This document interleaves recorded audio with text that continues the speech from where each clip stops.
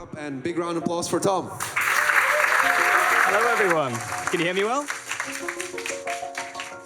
I'm assuming you can hear this fine? Excellent. Okay, I'm going to be talking about contrast, and eventually an idea that I call heat maps later on. 2 years ago, though, I was here teaching you about Pringles. Who was here for that talk? Yeah! Who has been Pringling since then? Yeah, I have certainly been Pringling. So sketches, paintings, Pringlings everywhere. I absolutely love it. But the main reason I put this in at the beginning is because after the talk, my friend Vildu drew this fantastic drawing, and I absolutely love it. But today, we're not here to talk about Pringling. Pringling, I was kind of selling as this secret fundamental that perhaps people didn't really know about, but was core to the artistic experience. But I'll be the first to admit, it's not really as important as these other ones. These are quite useful when we're making artwork. But above all of that is contrast. Now, contrast, I think a lot of people think of as just value. It's to do with the difference in values, light and dark, but I think contrast is a lot more than that. And like this shows, I think it really controls all of these from the top down. So, contrast is the state of being strikingly different when compared to something else. It's not just about value, but to use value for a little demonstration, something that I think I need to make sure is clear from the beginning. Contrast does not always mean adding more of something. So in this case, if I want this little figure to stand out amongst the background, I could make it brighter, increasing the contrast with the background, but often it's a lot more elegant to actually reduce contrast elsewhere. It's creating contrast within contrast. We have high contrast in the middle, low contrast around it. This is an idea that I'm going to go into later, contrast within contrast, but keep that at the back of your head. It will become important. So next, I'm going to talk about attributes and components. Really, this is just a way to break down elements of an object. Attributes are what I would call sort of adjectives, verbs, and things. Basically, I'm describing what an image or an object is like. This red cricket ball is red. It's round, it's shiny, and it's hard. But its components are the things that actually make up the ball itself. So it has a cork core, it has a leather skin, it's got red lacquer and linen thread that holds it all together. Those are the two differences. I'm sort of going to be using these interchangeably, but you can see how that apply to artwork. For example, something like perspective is probably a component of an artwork. It's something that you use to create it. It's sort of like in a foundational layer. But the effect that it might give you, the sort of attribute it gives, might be, it's dynamic. If you have a lot of extreme contrast, the attribute would be dynamic. So, since we are yet to get into artwork itself, let's talk a little bit about some real-world examples. So, I have two images. In each of these, there's a duo, and we intuitively know where the contrast is. It's going to be in this one, because we know what they're like, and we know their attributes. We can explain why we intuitively know there to be more contrast here by considering those attributes. Now, whilst both will all share the fact that they're all mammals, their pose is pretty similar, and they're pets. The things that are different is that in this image, the size is very different, the species is different, even the fluffiness. If I want to show you something that increases the contrast even more, compare a cat to a plant, quite different. And essentially, this list of differences keeps growing the more contrast we actually get in the image. So, completely different kingdom. The text is completely different. The cat is mobile, it's fluffy, it's conscious and warm, and the plant isn't that. But there are still similarities. This one, well, in a way, this has got the most contrast. After all, if we list all the attributes that are actually different in here, essentially there's an infinite list of things because we're comparing it to nothing. However, because of this, we actually don't get any extra information. In the previous side, it felt like there was more contrast in this image, but now that I've got it on its own, there's almost none, because we're actually just looking at one object. With nothing to compare it to, we lack any extra meaning that it might impart. And this is why galleries, for example, will often display against white backgrounds. There's no point having anything around the image because it might start imparting extra meaning, which we don't want. Because in reality, everything has a context. So if I put this image within a gallery setting, it makes a bit more sense. It's sort of, we understand that it's in a frame, it's surrounded by other images. And I can make it really sort of not stand out at all. There's very little contrast here. Now we've got a gallery which is filled with portraits of fluffy animals. Very cute, but it doesn't stand out anymore. Of course, if this was in a gallery filled with abstract, colorful paintings, it's going to stand out a lot. But like I said earlier, we don't always have to have such a glaring contrast to make something stand out. I could just change a small thing about the image. In this case, it's the only one with a circular frame. So, context creates assumptions. If I put this on my ArtStation, it's going to look a bit weird. There's a lot of assumptions that come with the location that you see an image, and in this case, you're going to assume that I painted it, or at the very least, I want employers to see it, or at least it's my cat, but of course none of these are true. It's an image I found on Google. But things can stand out for other reasons. This is an image I painted. It was 6 years ago for my partner, and at the time, for some reason, I had this idea to break away from the format of a square canvas and instead present something in a diamond. And it still stands out as the only image on my ArtStation, and maybe the only image I've seen on ArtStation that actually switches up that format. And there's a whole host of reasons that we've sort of stuck to square and rectangle frames, but it's a different talk for a different time. So understanding those essentially opportunities for contrast can lead you to make interesting ideas. So contrast is all-encompassing, and it gets pretty meta. These are sort of some things that have often been in the back of my head, but they're essentially conclusions I've come to. Contrast is something where before there was nothing. Contrast is change, and for us, contrast is creation. Contrast is everything, and it's everywhere. And I want to just go along with this for a little bit because my background is mostly in science. That's what I learned at school. And a lot of things really rely on contrast to exist. So at the core of our world is diffusion. It's where high concentration of anything diffuses into an area of low concentration. This allows all sorts of things to happen in our body, for example, osmosis amongst our cells, or within our neurons in our brain that gives us sensations, touch. At its core, none of this can happen if there isn't some sort of contrast. And I'm going to go along with the eye idea for a little bit because it's our most important sense as artists. Something really quite interesting about the eye is that when we're looking at an image, it has to constantly keep moving because it needs to refresh the information that's coming in. It needs constant contrast, otherwise our eyes start to have some strange effects. And one of these is the Troxler effect. So I'm going to get this little GIF to play. This may be a little difficult to see at the far back, because essentially what's happening is that the center of our vision is really good at detecting changes in color and value. But the outside of our vision isn't very good at this. So if you focus on the center of that dot, you'll start to see that these pink dots just completely disappear and you're left with a gray image. Hopefully that works at the back. It might not though, because you might just be too far away. But another really elegant version of this without the animation is just this one. Oops, sorry, I need to pause the slides. Again, focus at the center of this image, and after a few seconds, it just becomes a perfect gray rectangle. And it's really quite amazing that these simple illusions can work. And essentially, it is because nothing is changing in that peripheral vision. So this isn't necessarily directly applicable to your artwork, but it explains why, in general, when we have a squint read of an artwork, we look at the focal point first, and then the image around it, we have to rely on value contrast to actually explain any of that stuff. We can't rely on colors alone. Zooming out from small microbiology in our body, things like this are sort of what play in the back of my head constantly. So when I'm thinking about contrast, I think about our Earth. If it wasn't spinning, then the light would be on one side of the Earth all the time. It would burn away the oceans here, and on this side, the oceans would freeze. Life would not be sustained. And to take this idea out even further again, there's an idea that the universe is going to end when all heat spreads out until there's nothing left. There's no contrast left. And I quite wanted to sort of understand an analogy using an image. So I took this, and essentially this spreading out of energy is kind of like applying a Gaussian blur to this image. So it spreads out, and eventually we start to lose any sense that there was any information to begin with, until we're left with this sort of greenish gray. This is like the average temperature of the image I just showed you. But in reality, we're not confined to this box. In reality, our universe or our planet is tiny amongst an incredibly huge universe that will just slowly spread out until there is nothing left. And it's gone. So contrast is important, and it's everywhere. Let's zoom back in and talk about artwork. So something you might be familiar with is just sort of like this theme of types of contrast. And you'll have seen these sort of things before.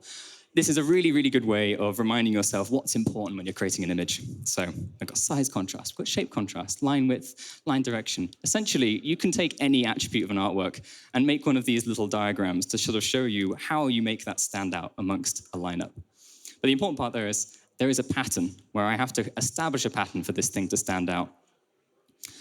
An interesting one is this space and composition. I don't see these come up too much as attributes of contrast, and I find them quite interesting because we often think about composition as one of the fundamentals, but we can still have elements that stand out and elements that don't.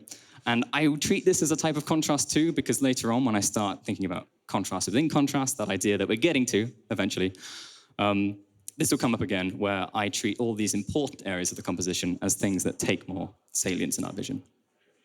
So here is like a board of all of these ideas that I've put together. It could be longer, it could be more condensed. Practically, I use this kind of thing when I'm trying to find a new way to make something stand out in an illustration. So rather than religiously going back and doing studies or things based on this, it's more a tool that just reminds me of things that I could just be missing. So I need something to stand out more. Perhaps I haven't considered its space in the image, or perhaps I haven't considered simply just changing up the shape. Another fun exercise that I would actually recommend you all try is pick a subject, a random thing, something from your image, and just try and make one of these lineups. And you can do this for everything. Perhaps make this something that you do daily. Imagine if you spend an entire year creating these little diagrams, and you'd have 365 different ideas for contrast you could add to your image. Here is a little example I've put together. Essentially, of all of the things I've just talked about, I have changed one of them with every one of these shapes. So amongst here, it's actually quite difficult to see which one of these stands out the most. You may have an idea that perhaps this thing here, because it's sort of kind of on the third of the image, this filled-in diamond might be the most important image, but it's very hard to tell which I'm actually trying to tell the audience is standing out amongst these until I establish a pattern. So here it is just filling in to make these silhouettes and leaving this one as line art. This is now very clearly the image that I want you to look at. So in a composition, it's the thing that you're going to call the focal point. And I can kind of keep doing this to an extent. I've changed one more thing. Now it's just the color. And we have two focal points. I can do it again and still kind of get away with it. The established pattern holds true, even though there's just three parts that are actually holding it. And we kind of have three focal points at this point. But if I change all of them, we're back to square one. Nothing stands out here, at least to me. It's very hard to know what I'm trying to get the audience to look at. So the pattern has broken. The established pattern no longer exists. So how would I analyze an image using that sort of contrast analysis? Well, we're all familiar with this kind of thing. Draw the shapes around objects that we think are the big, medium, and small shapes. This does work pretty well, but it sort of starts to break down when we consider really, really small shapes, which I think are still very important, the arrangement of these shapes, but it just becomes messy. To some extent, we're starting to recreate the image from individual strokes at this point. And if I start trying to do the same thing, but with color contrast, for example, it's not a very elegant way to actually demonstrate any of this stuff. So we have high color contrast here, but how do I represent this? Circle it? It's a bit inelegant, and that's what led me to start analyzing images with heat maps instead. So heat maps, we're finally here. This is technically a population density map. Doesn't really matter. The point is, the change in color and the change in value is showing us exactly where high density and low density is on this image. Changing color is an important one here. Really, the purpose of these sort of images is to convey a lot of information in a condensed way, to make it easier for us to understand. And they do this just by changing both of these values at once. So how can we analyze an image? Well, in Photoshop, you may have messed around with this. You have all sorts of layer modes that you can try with this. So saturation. I've simply put the image as a saturation layer above gray, above red, actually. And you can see that it's telling us where the most saturation in the image is. But this is actually not really showing me what I feel as the greatest saturation of contrast. Instead, it's just telling us that this sky over here was a bright blue, and I kind of already knew that, but it doesn't actually pull my attention in the image. The same thing when I do color. It doesn't really give me the information I want. Value still works, and this is why we constantly use it when we're illustrating. We're always tabbing to check the values. And of course, the squint read is incredibly important for this. But if I keep blurring this to sort of generalize the information more, we do start to lose its effectiveness. For example, the focal point here by the head, the shapes are a little too small at this level of blur, and so it starts to be lost. We still can't really see, it doesn't give us a good indication of where the value contrast actually is. Again, it's still kind of telling us that the sky is the most important area. So it doesn't really work for heat maps. Instead, we need to use something else. So this is something that I've used a similar set of Photoshop filters to create, but this is telling us exactly where the value contrast is. And we can create this image, and these images too, where it shows saturation and color. We can create them with the high pass filter. This is something a little less known, I think, in Photoshop. Anyone used the high pass filter before? Good, cool, interesting. You might like the next bit. Anyway, the thing that's going on here is it's trying to find out where the high frequencies of the image are. And we'll talk about frequencies in a little bit. And I have a demonstration that I can sort of show you to maybe understand that a little better. The other thing that I need to point out is if you ever use the unsharp mask, I'm sure a lot more of you have used the unsharp mask. That is this filter, but immediately applied with an overlay layer. It's just something that Photoshop does for you automatically, but this is what it's doing. And so this radius here is the same radius in the unsharp mask. The only thing is here I'm not applying it to the image again. Instead, it's being applied to gray, which is why the areas of low contrast are actually being pushed back into gray. So if I play this, you should hear something.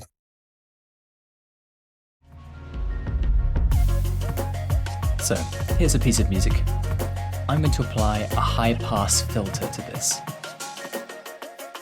And you should be able to hear that all the low frequencies disappear, and all that's left is this high, crispy and crunchy, high detail, high frequency.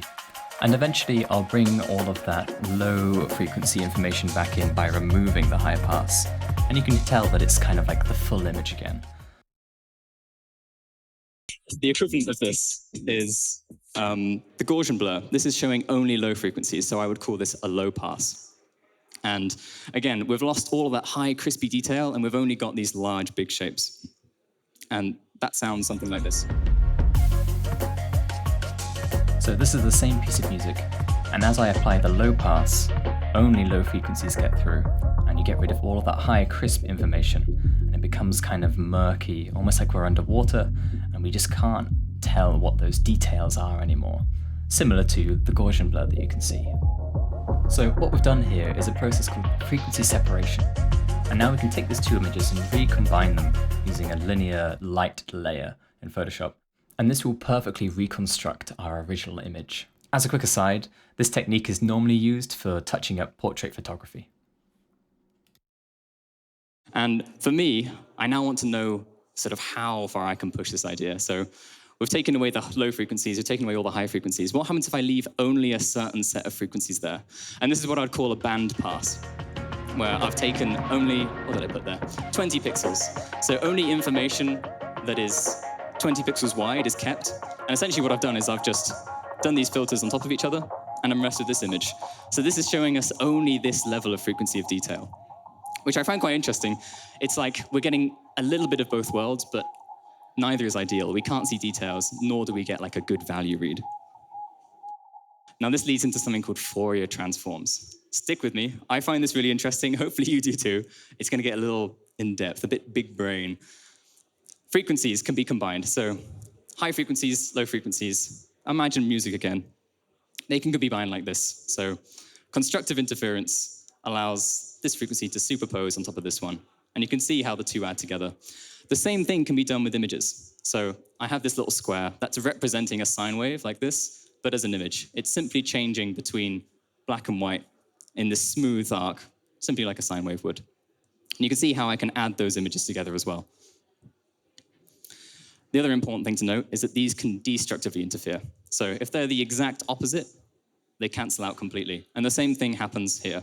And essentially, this is stuff that we take for granted. We know that if we're going to put a light value on top of a dark one when we're painting, it's going to tend towards gray. We use it constantly for color theory. If you want to make something slightly cooler or slightly warmer, we add the opposite. Now, the really interesting bit, and this is where it kind of even goes beyond me, is that you can actually make any sound you like simply by combining sine waves. So the simple, pure tone, you take all of them and combine them at different amplitudes, and you can create any sound. I have a visual representation of this, again, taken to 2 dimensions, where I'm not sure why the music keeps coming on with this, but we don't need the music. Essentially, what's happening here is that each one of these is representing a sine wave, each circling motion. And as they add up on top of each other, they slowly tend towards creating the 101 logo. This is a really interesting bit where you can see it started to create this looping motion, eventually preparing itself to go up and down for the 1, the 0, and the 1. Again, it's a bit beyond me. I understand it when it's like really simple, just a thing spinning around. But the really clever and beautiful maths part of this is that as you keep adding this on top of each other over and over and over, it goes beyond human comprehension. I can't claim to really intuitively understand this, but because I understand that small bit at the beginning, I just have to trust that it extrapolates to this. So as you can see, I finally put in 79 of these little spinning circles, and it becomes a complete mess. It's incomprehensible, but it's kind of magical. It is now creating that 101 logo simply from spinning circles. It's nuts, it's crazy. This works with images too. So, as I showed you before, this is how these images interact.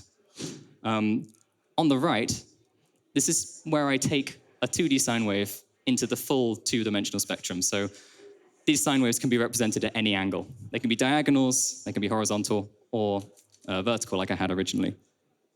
So let's think about a grid that represents all of them. Gray in the middle, but then imagine this going out forever and ever to the right, forever and ever to the left. The frequency increases as we go away from the center, and you can see that all angles are covered because essentially we're tending towards a perfect circle, covering every single angle. Cool. This is like a map that can describe an image.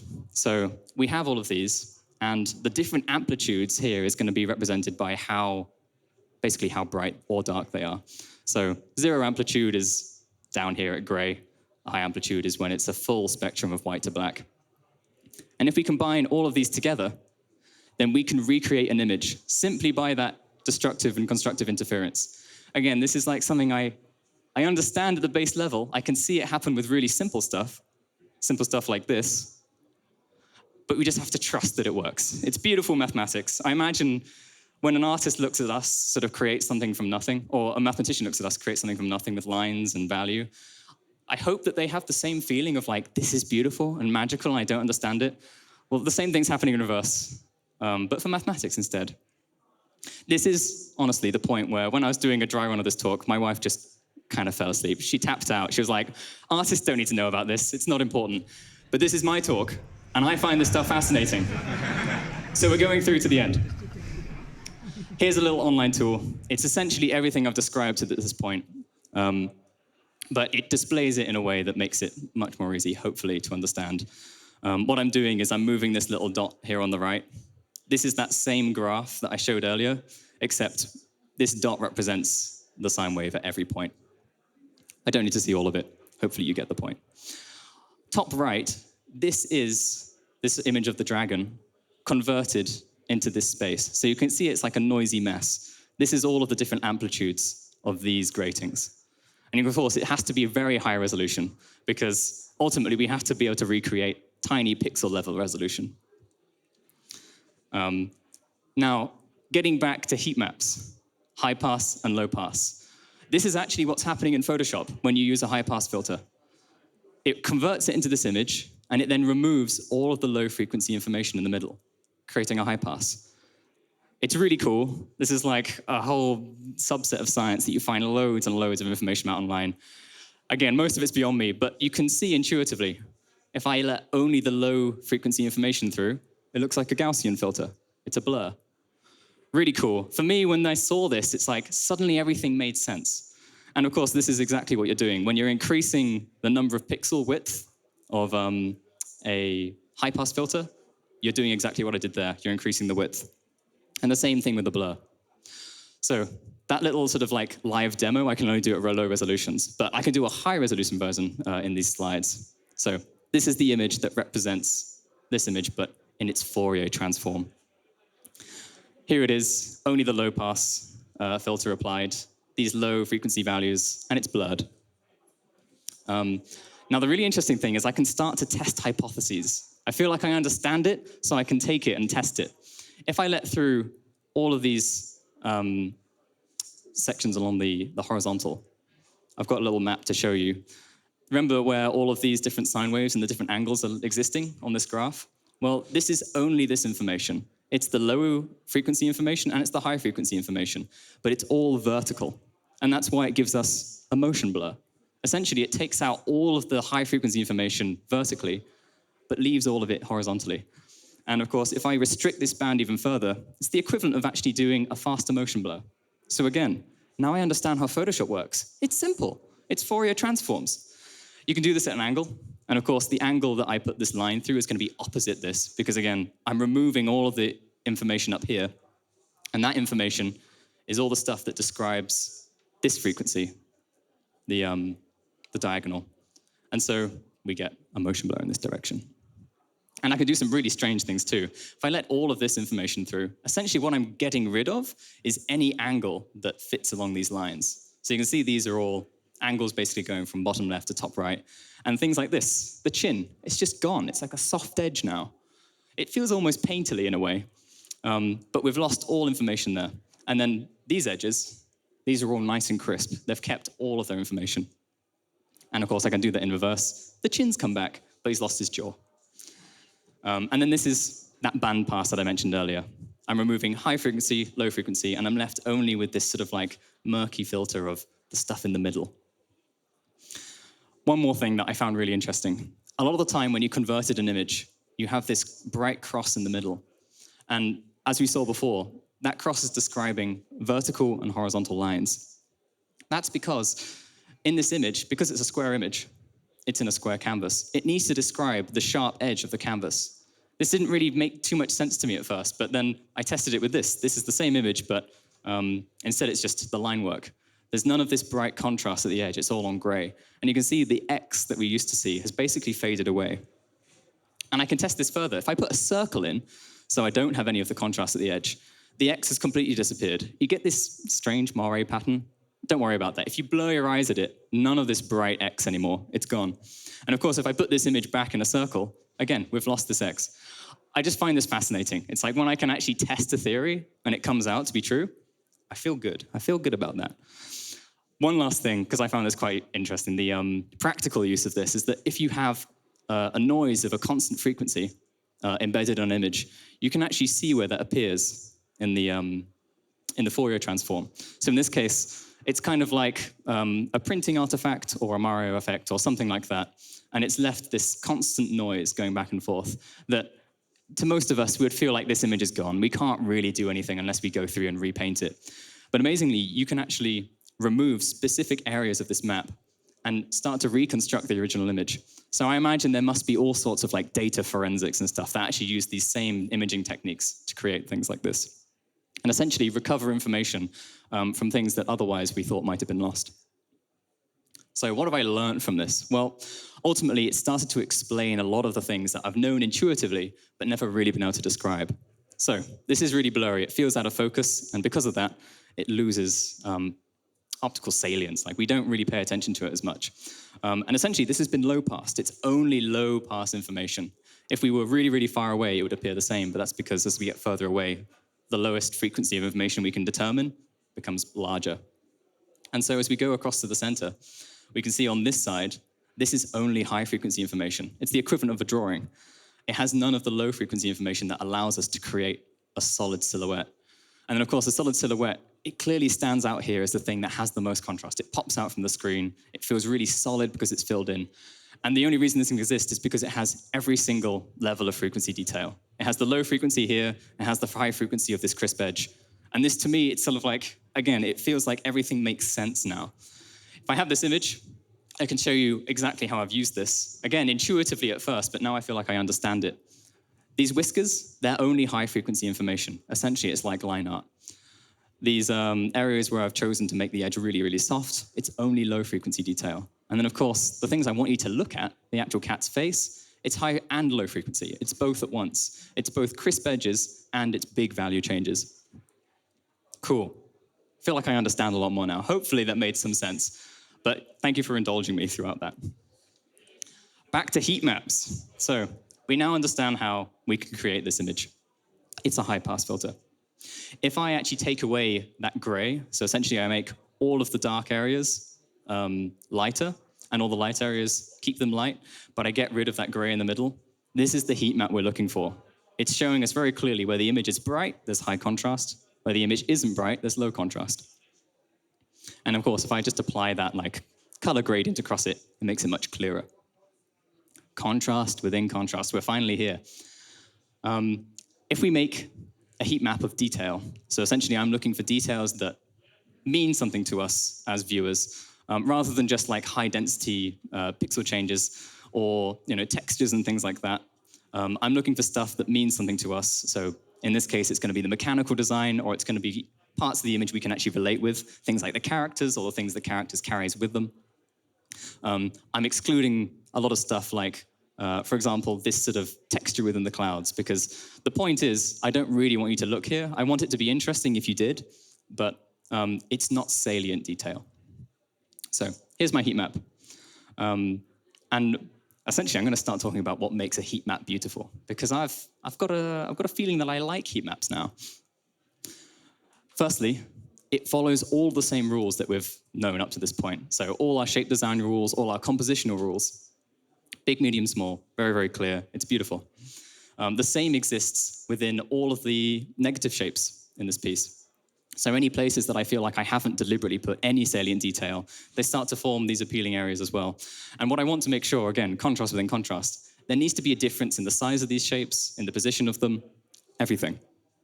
You can see that it starts to show very clearly where the focal points of my image are. It follows the rule of thirds, not that it has to, but of course, that's a different talk for another time. You can also see that it starts to create these scalene triangles. Again, this is another topic that I wanted to squeeze in because I use it so much. I find that triangle compositions are really appealing, especially when they're scalene, which basically means that each edge on this triangle is a different length. And the main thing that I'm trying to avoid when I'm creating these is to make sure that none of these edges actually line up with the edge of the canvas. So this little diagram down here shows what happens. When you have any of these edges parallel with the edge of the canvas, it's essentially our brain is seeing the pattern.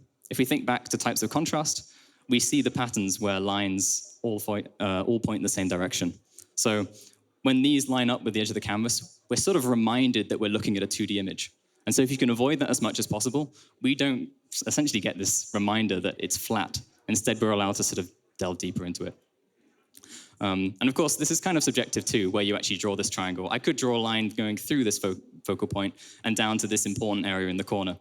Or I could even take it all the way across the image. But the important thing is that at no point have I put a really, really detailed contrasting area down here, because that would create this triangle that remains flat along the bottom. I don't want to have multiple high areas of contrast along the bottom of the image, again, because I want there to be contrast in the position of all of these. So another way we can approach contrast within contrast. Let's zoom in on an area. This before was just one big blob on my contrast map. Now it can become its own heat map. I'm not satisfied with just having areas of high detail. I want to make sure that there's areas of high detail within that. So many types of contrast that I've used in here. You can see originally when we were talking about shape design, we can have things like circle, circle, and then this circle has been squared off because I want it to stand out. Of course, we've got all of the same things that I showed before, where big, medium, small, we've got different lengths between all of these bright spots in the image. And of course, this lovely triangle. The triangle isn't too important here. We could draw it anywhere, but the important bit really for me is that these things have different spacings between them. This also sounds a little bit like microcompositions, which you may have come across before. But again, it's the idea that you can zoom into parts of your image and you're still applying all of those same rules to make sure that they stay appealing. So in this bottom right section, you can see it's a very, very clear big, medium, small. I'm not really hiding it. It's not subtle. Same thing with the mechanical parts of the dragon. But this was actually quite a fun one that I wanted to point out. To make sure that these elements stand out against the background, I'm really heavily utilizing this idea of contrast between the line direction. Loads and loads of horizontals in the clouds and the terrain, and then all these things really lean into their vertical component to make sure that they stand out. We can go in even further, and this is kind of like essentially the design side rather than the pure illustration side. So if I take these elements out, it's kind of like I'm making a concept sheet. I want to make sure that all these relationships still exist. So big, medium, small, way down. This is another way of sort of showing big, medium, small that has an overlap with perspective. So rather than drawing out the shapes, I've simply drawn a line every time there's an important break in this shape, as you can see. And what it does is it kind of gives this illusion of perspective, because any time that lines are rapidly getting closer and closer to each other, it's the same experience we have when we're looking at any sort of perspective plane. And it works really well here because, of course, I want this leg to look like it's going backwards in space, like this. And then finally, these areas of color contrast where I show this sort of exposed, worn down bronze showing through the patina. I want to make sure that this follows the same rules. Big, medium, small, and I've made sure that the distance between these is also changing every time. So, contrast within contrast. Put another way, we can basically make a map of every type of contrast we could have within this image. So, salient detail, color, value, compositional. And if I start to combine these on top of each other, we kind of get this like final proof. This is where I kind of, essentially I see it all culminating into this single image. I've shown where all of these different layers combine. And because I'm just adding them together in Photoshop, it's like indisputable proof that this is the focal point. We all knew this. That's the point of the image. I wanted to make sure you're looking here. But being able to analyze it like this, break it apart, and then make it incredibly clear, for me, it's like the satisfying final feeling that I understand what's going on properly. And there it is without the image behind. Again, I call this a beautiful heat map because it's got all of the same arrangements, all the things that I want to see. If it felt like I saw a shape like this big blob repeating, if it was just as bright and just as big over here, then I feel like there's an imbalance. I need to do something to make sure that there's a contrast between this area and other areas in the image. That is the central thesis, really. This is actually an example of how I use this in the final stages. So this was like my second to third last work in progress shot of the image. And you can see at this point, I didn't actually have the light on the character. And there's a lot of contrast around the, a lot of value contrast around the legs here. And so you can see what I've done is the first thing was to bring light onto the character. Importantly, I'm adding color contrast here. And then of course, there's a little bit of the value as well where it pops out on her face. And this was the first huge change that makes this clearly a focal point that you want to pay attention to. And you can see how it's really deprioritized before. And then I go one stage further because I realized that this area down here, this was drawing way too much attention away from the head. Again, if I did that same breakdown of the contrast maps, this would be a huge glowing orange area. And it would be competing with the head. And so the solution was, and this added quite a lot more mood to the painting, to make it look like it's raining behind it. Essentially, it made it darker. It pushed all of that back. It actually allowed you to see a lot more of the detail in here, again, because this was almost blindingly bright compared to the subtle value change in here. But importantly, this no longer feels like an important focal point compared to this. So we get this really nice read of 1, 2, and then 3 down here. And I also did it across the background. So there's a slight haze to all of this. And really, it's just about deprioritizing that part of the image. So like the example right at the beginning of the talk, I've decreased value contrast here. It's increased contrast overall. And you can prove it out in the maps too. I make a little map that shows each of those two images side by side. And you can see this one, this is what it was before. This is what it is now. The heat map doesn't lie. This is bright, this is much less bright. It's very clear what the hierarchy is. And for me, it's this really satisfying final sort of sense that I know the science is working. It might be unnecessary. It might go a little too deep, but it's working. So let's wrap up. Contrast is at the core of every decision I'm making when painting. I'll be honest, most of the time I'm thinking big, medium, small, and shape. That is kind of the thing that I'm doing stroke per stroke. But beyond that, every decision, if I make a decision, I want there to be a reason behind it. Because there isn't a reason, then I need to reconsider. I need to find some way to put intentionality into everything I do. And then, of course, it reaches far beyond the visuals. Like the example at the beginning with my portfolio, I want to think about the sort of content that I'm putting in an image before I start making it. Because ultimately, if this image is going to sort of blend into the background of ArtStation, if it's not going to stand out from the images there's no point doing all of this clever stuff with heat maps and everything if ultimately the idea at the core of it just isn't actually worth paying attention to.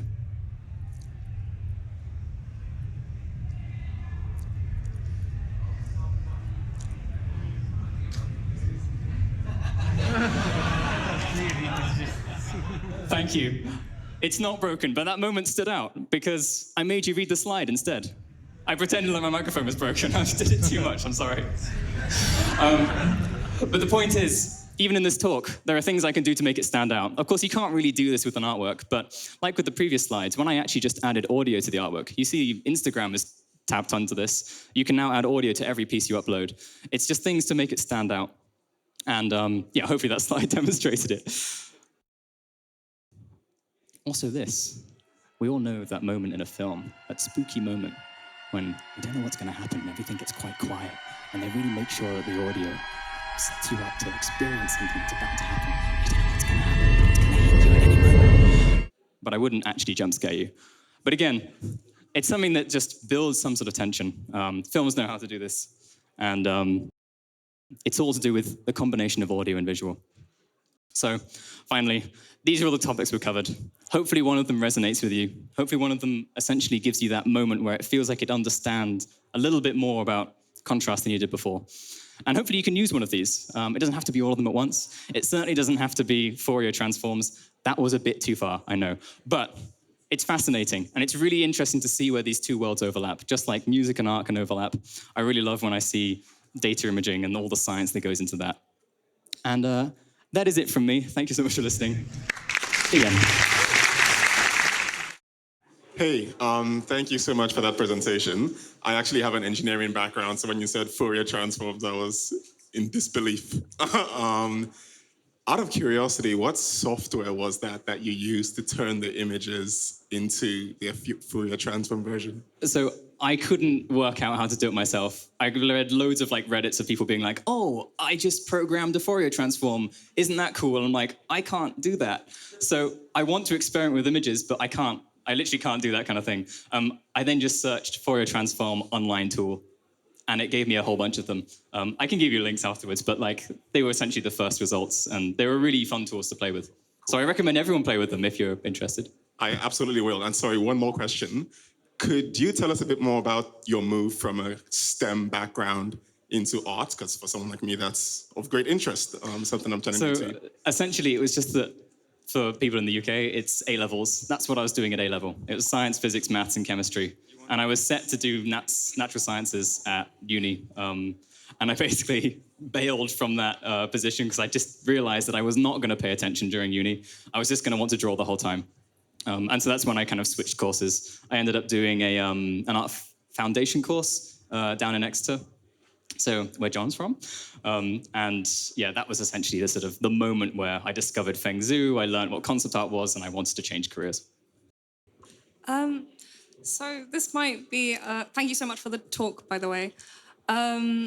Yeah, so something, when you're talking about the scientific side of art and contrast, something that I struggle a lot with during painting is trying to find a balance between getting a good contrast of light and color and all of those things while staying not to realism, but for example, if you're considering bounce light and the local colors of parts of the piece, I was wondering if there's some kind of way that you can find to balance that out, or how to stop fighting the commitment to realism while wanting to make a good composition. Yeah, Sorry, I think I understand where you're coming from, because you take a picture of something outside, say it's in a park or in a forest, and the canopy is just bright white versus really, really dark green. And you're like, how am I supposed to make this look appealing when the reality is that it's the highest contrast, highest noise possible? Really, I think it comes down to simplification. A lot of artists have been tackling this problem for years and years. And a lot of time you just have to look back at the oil painters. They got it ages ago, and really we should still be learning from them. So a lot of time, for things like that, I think it is simplified so that you can make only a few elements stand out. So if it's bounce light, for example, you might want to make sure that you're removing some of the texture in that area of the object so that you can just see form and how a secondary light source is hitting it. I think it's always removing one of those attributes. Again, thinking about attributes and components. Remove one component and amp up the other one, and then we're going to see that other one and sort of ignore the rest. Okay. Yeah, thank you so much. Hopefully that helps. Hi. Wanted to say, first of all, this was really illuminating, so thank you so much for the talk. And I wanted to ask, actually, do you have any sort of resource online that you made, or access to your PDFs, or do you have a blog or something where I can read this again? Not yet. Hopefully, I've used OBS to record it. Hopefully it's recorded. I have a YouTube that I don't use enough, but I plan to use more in the distant future, maybe near future, who knows? That would be awesome. There are some videos on there already where I talk about things like line weight and how to use that. I would like to do that a lot more. Hopefully it's coming soon. But the Pringling talk from last year and this talk hopefully will be on YouTube. Amazing, thank you. Yeah. I'll try and promote it through the 101 app as well. All right. Quick question. First of all, great talk. It was really fun, like exciting. It's, just as the Pringling talk, like such a unique concept. And I was wondering how, how do you get there? Do you just sit at home, wonder like, oh yeah, Pringle, that looks fun. That's how could I translate into shape design? Or for this one, just like, do you just sit around like wonder, oh, what if I use these fun online tools and convert my images to bitmaps? Like, how do you get there? I think with Pringling, it was like I realized there was truth in the meme. I saw the meme. I liked it because it was a funny thing. It was like, there are very few artist memes that I find genuinely entertaining. That was one of them. And I realized that there was a connection. And I think that was essentially just a visual connection. Maybe I'd already thought about how that's an appealing shape. I can't explain where that one came from, but that was a direct connection. And then for this, something like Fourier transforms, I wouldn't have got there if I hadn't Googled how does the high-pass filter work in Photoshop. I was genuinely curious because it was doing exactly what I wanted it to. And again, that was kind of, the leap in logic there is knowing that high-pass was giving me what I wanted. But I noticed it because I use it sometimes when messing around with images. I noticed that it was giving me the, not just absolute contrast, it was giving me contrast between values. Irrelevant of what the original value was. And so to understand that better, yeah, I just Googled, what is this? How does it work? How does Photoshop even calculate this? And then someone's like, oh, it's Fourier transforms. And I go, huh? What's that? Google that. Oh God, this is too complicated. Is there a way to explain this to an audience of 100 people? I have no idea. I'll try it. But it was really interesting. For me, it filled that gap of knowledge that I wanted to understand. Well, I think you did a really great job. Excellent, yeah. Basically, if you ever have a question, just try and search for the answer, I guess. That's really the core of it. Rather than just accepting that it is the way it is, I don't know, try and fill that gap in your knowledge. Yeah, just staying curious, right? Yeah. Exactly. Playing around. Stay curious. Thank you, man. Yeah, hi. I was interested in, there's such a calculated and stylized approach to your art. I wondered, do you look at a lot of reference while you're painting and drawing, or does it do you do it on your own to get that control? Reference is absolutely a big part of it. So the dragon, for example, I had loads of references of the sort of materials I wanted, some old machinery that had the same sort of shape language I liked. I think a lot of the time, for the sort of stylized aspects of it, I'm looking at other artists because that is where the most inspiration comes from. And so in my reference board, I'll have it kind of split up into sections. It's like, this is the area I need to look at when I'm thinking about materials. This is the area I need to look at when I'm thinking about how do I make this image stand out and feel appealing in other ways. And of course, before I go into doing something like that, that piece I've always used it as an example because it's essentially a style study of Axel Sauerwald's work. I absolutely love his work. And for ages, I wanted to sort of understand it better. He has a beautiful way of working with values. And that was my attempt to basically sort of copy his style in a sense. I think it ended up being a mix of the two, which of course is great. That's what you want. But because of that, I spent a while also just analyzing his work. I got all of his paintings up, and this was before I understood Fourier transforms, but now I'm going to be doing that to all the artist work that I love, because there must be patterns in there that I can decipher and learn something from.